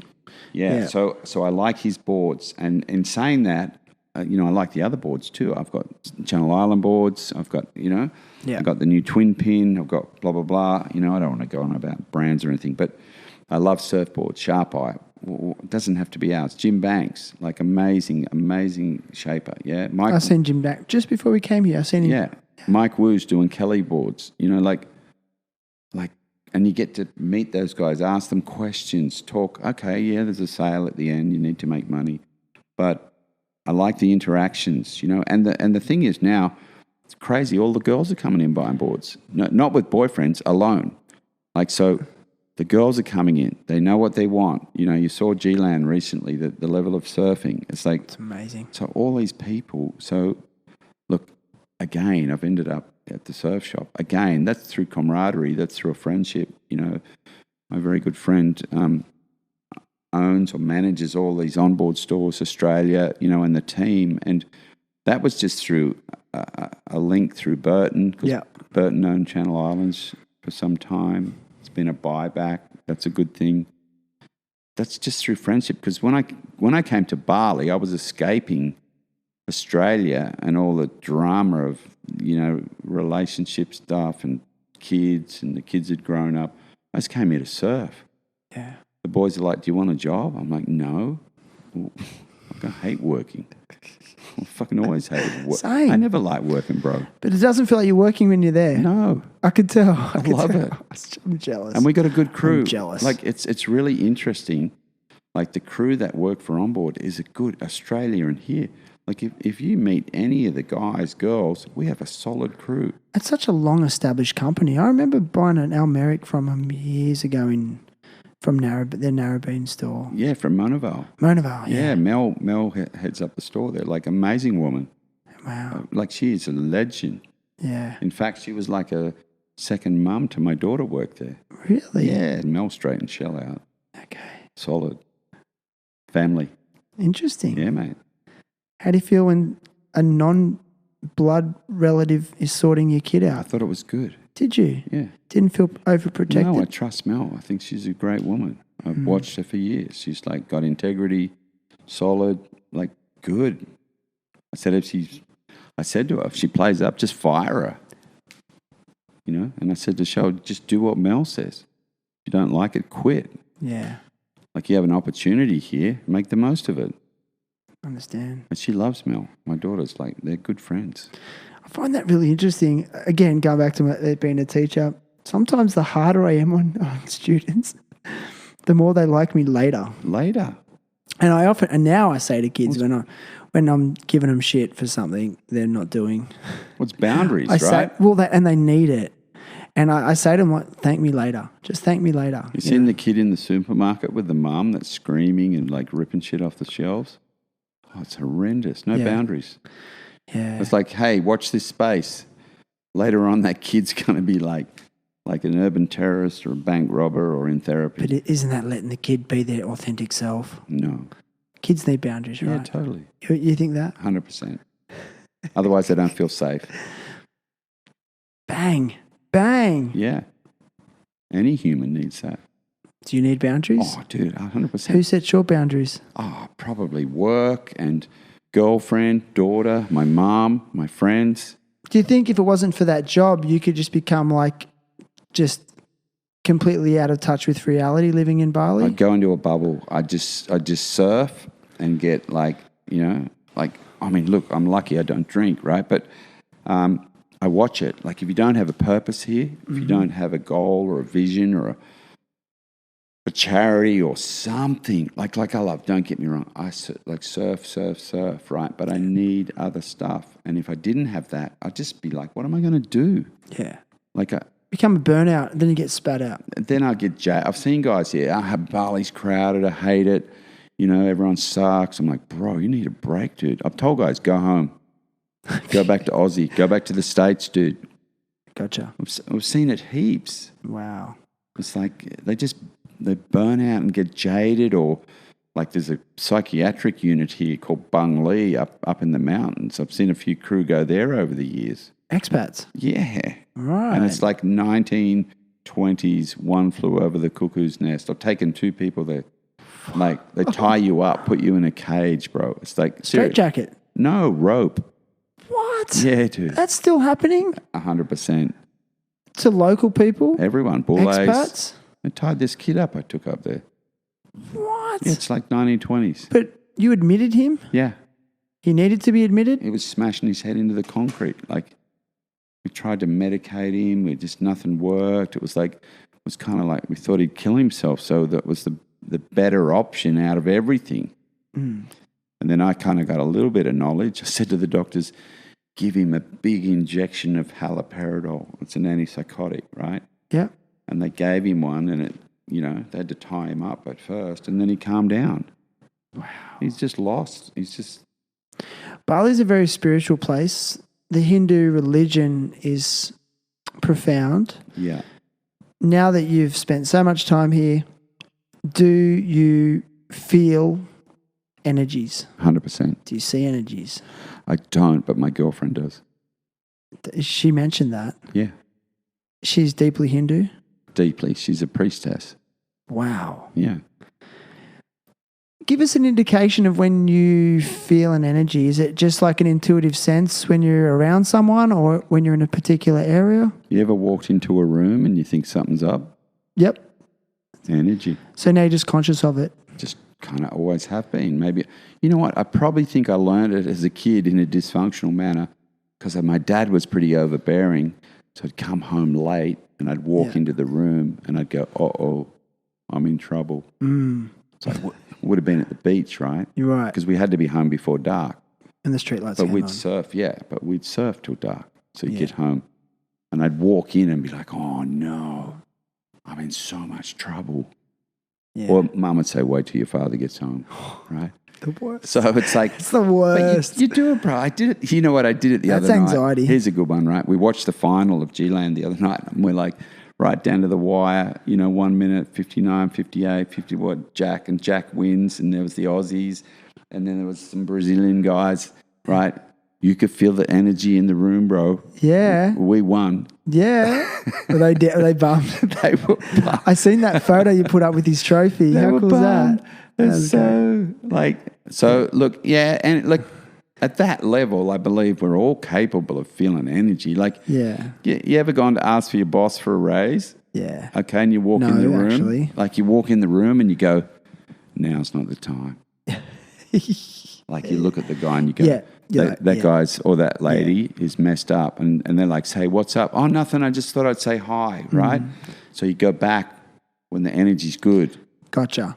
Yeah. because, you probably get the raise. But do you think you've just built up that consciousness and awareness over your lifetime? Was it always there, but you just were oblivious? No, I've been interested. I've always, I went to Sri Lanka because I thought Bali was too busy in 1981. Right? I went In 1981. I left. It's hilarious. I don't know how old, 20, 21, I can't even remember. Yeah. I went to Sri Lanka. I went to Thailand, Malaysia, Singapore, Malaysia, Thailand, Sri Lanka, right? Yeah. And for some reason, I was drawn to the Buddhist temples. I'd go surfing. I'd go and hang out with the monks. Wow. Just I don't know. It was just a thing. It wasn't, I don't know. And I still do that. Gotcha. I go to ceremony with my girlfriend all the time. And it's funny because if you said to me in Australia, hey, we're going to church, I'd be like, you what? Yeah. I said, sorry, bro. I'm not coming to church. I'm the same. But I here- I love a Hindu ceremony. Dude, you go to Uluwatu Temple on the full moon. Oh, dude. What's that like? It's amazing. Like the energy there, the people, often I'm the only bule, Westerner. Or we go, there's a couple of caves here at Uluwatu. I'll show you one time. They're it's kind of sacred, secret caves. Original temples, not buildings. You go in there and sit there. With the carvings into the cave? No, just cave with Hindu kind of ornaments and pieces and yeah, it's rad. We're going off track here, but I was in G-Land the other day on the quickie boat with the boys, and TC was there, and Steve Palmer, who started Quickie and other brands here, jumps on the boat and he goes, I meditated in this cave in the jungle 30 years ago, right? And Tom now's doing all this stuff, right? He's huge into it, right? Huge into it. So Tom's like, where's the cave? Steve's like, I don't know, I can't remember. Anyway, Tom finds the cave. There's some great photos. Just recently in G-Land. It's last week. Wow. And you went with them? No, I came back. I was bummed. So I thought they're never going to find the cave. So Tom went into the cave, into the jungle, and it's quite mystic. It's not Hindu. It's not Muslim. It's not. I'll show you some photos. They're very different carvings. Wow. So that energy and stuff is like it's about, and I believe Bali's one of those points, on the globe. Yeah, this time and time again. We hear it right now. My friends here, the Balinese guys, are saying we're meditating more now, right, to keep the balance here because there's more bullays, more Westerners, more people from other cultures coming here. So to keep the balance, they're praying more. They're doing more ceremonies to keep the balance on this island. And I felt that. When I got off the plane here in 86, I was like, it struck me. Yeah. Because I watched a surf movie. I think it was Asian Paradise. And Jerry Lopez says, every year I go to the jungle, to G-Land, to kind of get right. Or can't remember what he said. And as a kid, I thought, I got to go there. So I did. And I believe I felt probably what he felt, And I still feel that, like we're saying. Ulus is crowded. There's a traffic jam. But look where I live, it's back from the madness. It's like home. We're in the village here. Yeah. It's not really a suburb. Yeah. So, yeah, I'm down. It's like, sometimes my daughter's still like, Dad, you've been here too long. Really? Yeah, and then I take her to stuff and she goes... Why does she say that, though? Because she comes from like Narrabeen and Collaroy, and she's just in a Western society. And is it because she sees a change in you, though? not the change. I just relay some stories to her at times about things that happen, and just energy or healing, like some healing stuff. And she's like, really? Why don't you just go to the doctor? And it's like, well, no, maybe this might work. But she's been to a couple of things now, and she's like, that's weird. She's turning a corner. I hope. Sounds like this place has been a healing journey for you in general. Very. Like a lifetime healing journey. Lifetime, because you know what? I always thought I'm going to come to Indo and, I'll go home. I'll work for 10 years, surf. I'll be old and I'll go home. Well, I'm past that. Like, and I'm here, and I thought, maybe I won't go. I'll go home for a holiday. Yeah. Where am I going to live? Like, am I going to live in a $10 million house at Narrabeen or Collaroy? Like, dude, I can ride my motorbike here on the wrong side of the road. I can go up the gutter. If the cops get me, I can pay them off. I don't have to wear a helmet. That's a bad thing. You should wear your helmet. It's like I can surf, drink coffee, live a lifestyle. I don't get a ticket every time I drive down the road. Yeah. I don't pay for parking. Yeah. I miss my friends. What about your mother? Yeah, mum. Yeah, I miss. But my mum texts me every day. Still close? She sends me a photo of Long Reef, Colorado every day. Really? Surf report? No, just down the beach, it's not sunset, sunrise. Every day. Doesn't miss a beat. How cool. Good, man. So good. So funny. I guess like a question I've got for you, Morry, is like what's next for you? Or is this the next? No, it's not. You know what? I would like to see my daughter. She's doing a brand up here, right? She does women's footwear, Saint Malo. For all you kids out there, like to see her develop that. Get a store. Like she wants to have kids, family. Like this is like I'm going a bit Balinese here because Balinese live in the kampung, right? So you have a compound, yes, with family. Grandparents live with you. We got the kampung right here, bro. Wow. Like imagine, right? Yeah. So, is she open to that? Yeah, she wants to live here. But I said to her, you need to keep that Australia, Bali, up and back open because her friends are there, Gotcha. right? So I think that's more ideal than full time here. You could do 9 months here, 3 months at home. Is like good. You think 1 foot in each? 100%. Or a toe in one, a foot in the other? No, look, me as a toe in one, foot in the other. For her, we'll wait. Yeah. I don't know. That concept of the kampung, where the elderly live with you and you look after them. I'm sorry, like I've always found it really strange in Australian society. What do we do as soon as parents get too old? Oh, you put them in a home. Take the money and spend it. And then you go and visit them from time to time. Maybe. And because my mother used to work in a nursing home when I was a teenager, and I used to go after school. I'd go there. Obviously sometimes just borrow money. Mum, I need some money to go get some food or something. Or then I'd need to lift home.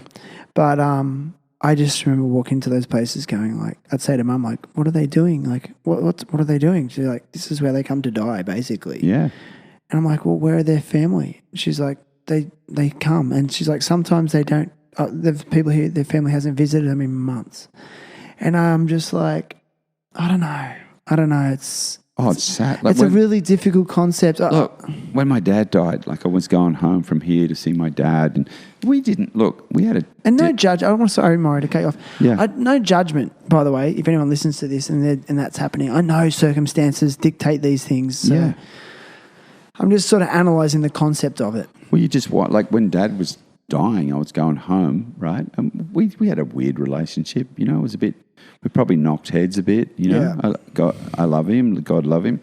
But when he was dying in the hospice, there was all these people dying alone. No one was there. Wow. Because I sat with Dad till he died, right? Like I just stayed with him.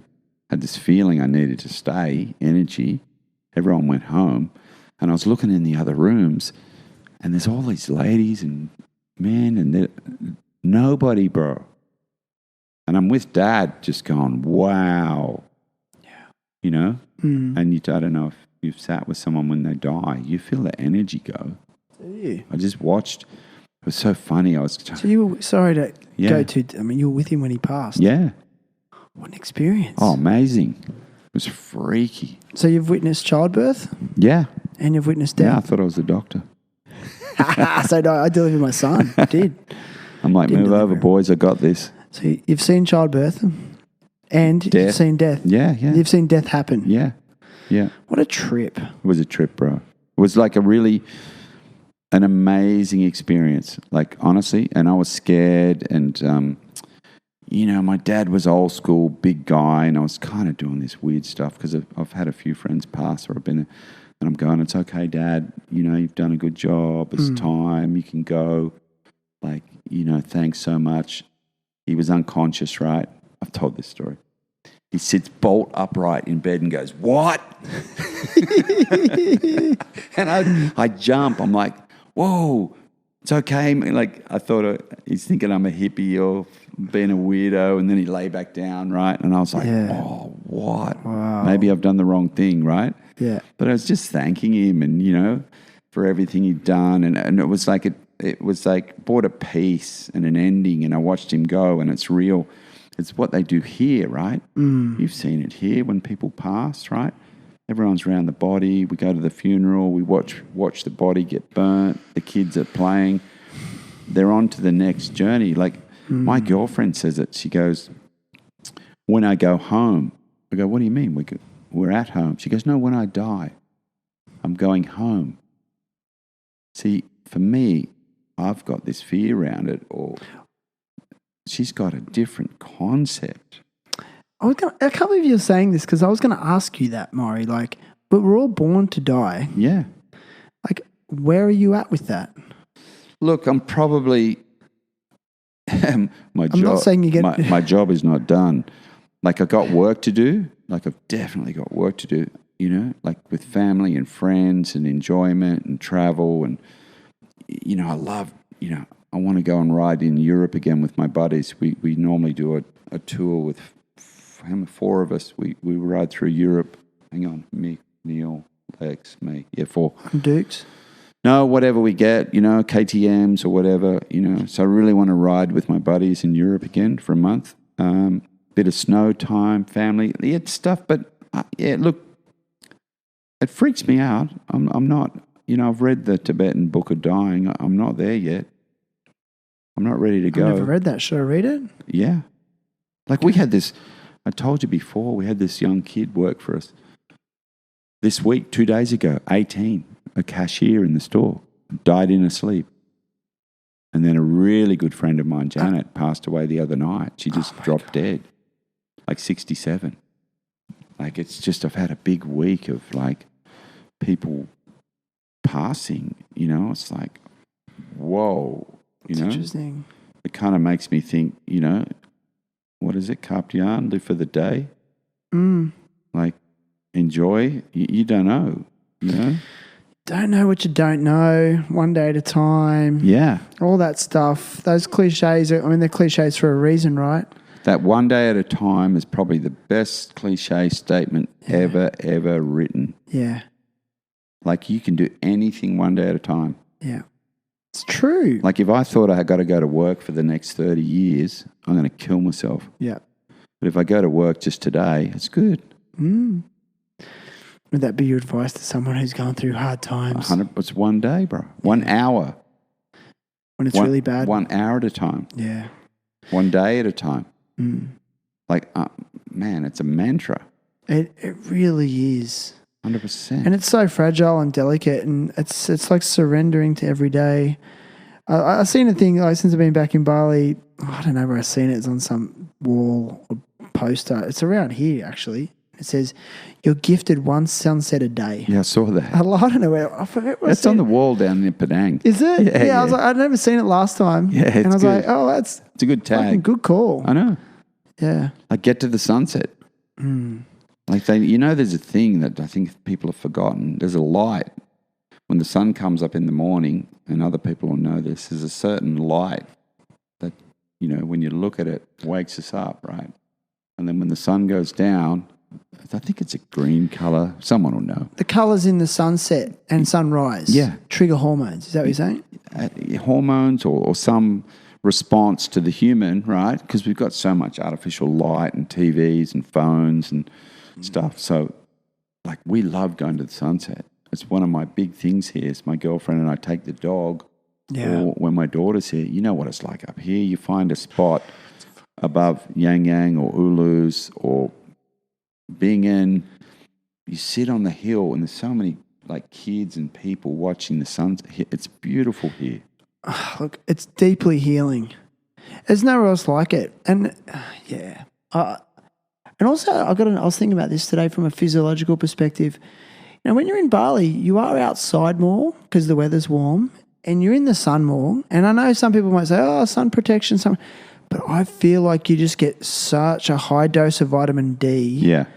Like you just come to life. That's why and you feel healthier. And that's why I think there's this advent of all these health conscious people moving here.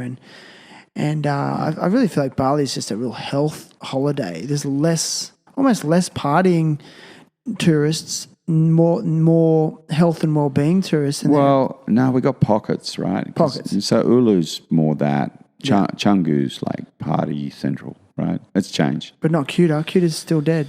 Kuta's dead, man. It's sad. Like Kuta's, but I believe it'll have another life. You wait. Maybe it's going to take some time, but look at these suburbs in different countries where it's a ghetto, and then all of a sudden it's look at Redfern, look at Paddington, Gentrified. Something will happen, right? It'll create an opportunity, and it'll change. But at the moment, Ulu's changing for sure. It's getting super busy. People love it. It's not just surfers, right? It's different people, but the energy here, like you said, and I think this is what got us through COVID, right? Yeah. So we had the ocean, sunshine. You're on a scooter on your own. There's no offices. There's no buses, right? So we're all sort of singular, even though, maybe your girlfriend or someone's on your bike, your wife. Yeah. But, we got heaps of vitamin D. Not saying we didn't have COVID, abundance. Right? But we were in good shape here. Like we were watching the media in Australia and going, is that real? Don't get me started. No, we won't go there. Let's not do that. Thank you. Okay. Yeah. I have tried to not talk about that on here. No, we're not doing it. Thank you. Listen, man, it's been epic. Yeah. Like I feel like I could just, I don't know, I feel like I need to do a second podcast with you. Yeah. Like we need to do it in parts. Would you be up for that? Yeah, for sure. Maybe down the line. I got time. Look at the time I've got. I just love being around you. I don't even... Dude. It's just something about... Imagine if we're in Sydney. I'd be like, fuck, I've got to go. I'm busy. Be like, bro, I've got to go. My parking meter's about to run out. My BMW X5 is like, it's going to get a ticket. Or I've got to get to my job that I hate because my mortgage is through the roof. I've got to go and work with these people I hate. Or to pay off my mortgage. To pay the mortgage, to pay the man, to pay the petrol, to pay the... I know. The thing is, I don't want to be judgy of those people either. I mean, I'm someone who advocates for trying to live your best life and you don't conform and, listen to your heart. But and don't get me wrong, I still have a full-time job, in Australia that I do. But it's like, I want to be respectful of the people that are doing that for those really admirable reasons that your father did the same. 100%. And for them, and I have to accept for those people, that's enough for them, that feeling that they are being an amazing provider, and they're willing to sacrifice their own desires and interests for the family. I admire that aspect of it. yeah, people look. But I still want to advocate for living your best life. Look, it's like, it's like live your life, whatever that is. Like, it doesn't matter. But what I've noticed is there's a lot of families moving here. I see it. Like, I've spoken to Australians, Americans, Brazilians. Like last night, these crew, they're like, oh, what's it like here? We're moving the family. A friend called me from back of Byron today from Myocum. He said, bro, I'm bringing the family over. We're moving. Yeah. And I'm like, bro, come over, check it out. Rent the house out. Come and see what it's like. Just like, if you don't like it, go home. Yeah. Like, good for the kids, different culture. Oh, my kids thrived. Although they were my son was very young. We moved here when he was like 3 months old. Yeah. But he was here for the first 2 years of his life. But I see my daughter now, from living in Bali to back in Australia, her zest for creativity, but also her love of the environment. I don't push anything on her. And this is a little girl that picks up trash and says to me, how can I make art out of this? Yeah. And I don't know where that came from, you know? Yeah. And, you know, before we left, she was speaking Bahasa Indonesian, and I'm just so glad I was able to just plant those little seeds. Yeah, but look what you can offer her. Like, look at, it's just like opening doors, man. It's like my daughter, Yeah. We open, you offer your kids that wherever you are. It doesn't have to be Bali, it can be Byron. Like, I don't know what, knock yourself out. The world's a big place, right? It is. It's funny, and I'm seeing a lot of families with little kids. They're here big time. Yeah, I think people are tuning in and switching on to, hey, there's got to be another way. Yeah, 100%. It's like, you've got that time, and you hear my parents said it. It'll go quick. Your kids will grow up quick. Like, if I look at my daughter's life, right, 30 years gone like that. Don't say that. But dude, I don't want to hear that. I don't want to hear it. Dude, no, I'm 63, 64 in September. In another 60 years, in another 30 years, that's gone fast, man. Yeah. Like, I'm not going to add the numbers up. No. But so, what's that old saying that people in Australia on the farm say? Make hay while the sun shines. Dude. Is that what you're doing? Fuck yeah. Yeah, you are. I can feel it, dude. I love it. Well, listen, Morry, I ask all guests to come to the podcast with a cause they want to support or advocate for. And just to remind listeners that the causes that guests advocate for, I use a percentage of the Patreon subscription money and I donate to that cause on behalf of the Patreon. So what do you got for us? Okay, so my girlfriend Naira she's involved in a yayasan, which I suppose in our terms is like an organisation. Like a non-government? Non-government, NGO. Yeah, NGO, it's an NGO. So yayasan's the Indonesian term for orphan children. But these aren't just orphan children. They're kids with a disability. They've been, born with a limb missing or some sort of Down syndrome, or they're in a wheelchair. So it's kind of a pretty bad choice of words, kind of a heavy place to go to with these children. So that's just down here in Jimbaran. Gotcha. And they also, do food packages or nasi to people that don't have any food. So she's heavily involved in that, and took my daughter recently, which it was actually good for Shell because it freaked her out. Yeah. Coming from Northern Beaches to here and seeing these kids. Gotcha. Because they've been abandoned.